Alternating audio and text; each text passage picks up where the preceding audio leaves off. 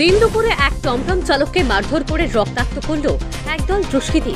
ঘটনা উত্তর ত্রিপুরা জেলার ধর্মনগর শহরের রাজবাড়ী এলাকায়।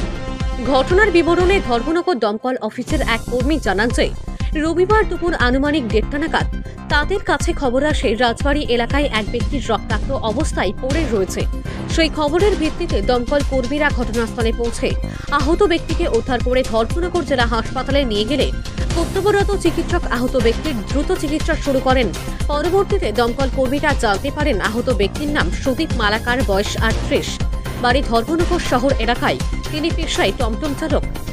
আর রাজবাড়ী এলাকা দিয়ে টমটম নিয়ে যাওয়ার পথে 2-3 জন একদল দুষ্কৃতী তার উপর আক্রমণ চালায়, তাতে তিনি ঘটনাস্থলে গুরুতরভাবে আহত হন।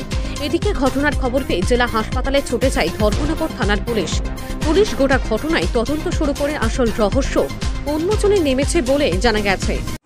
রাজবাড়ী আমাদের ওখানে একটা কল আছে, একটা টুকটুক নাকি ইনসিডেন্ট হয়। তো আমরা গেলাম, গিয়ে দেখি একটা টুকটুকের মধ্যে একটা টুকটুক ড্রাইভার যে উনি বসে আছেন রক্তাক্ত অবস্থাতে।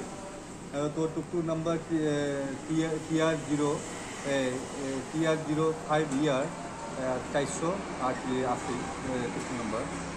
তো আমরা ওদেরকে জিজ্ঞাসা করলাম কী হয়েছে। তো উনি যা বললেন আর কি, টুকটুক ড্রাইভার, ওনাকে নাকি 2-3 জনে মিলে অ্যাসাল্টিং করেছেন, মেরেছেন।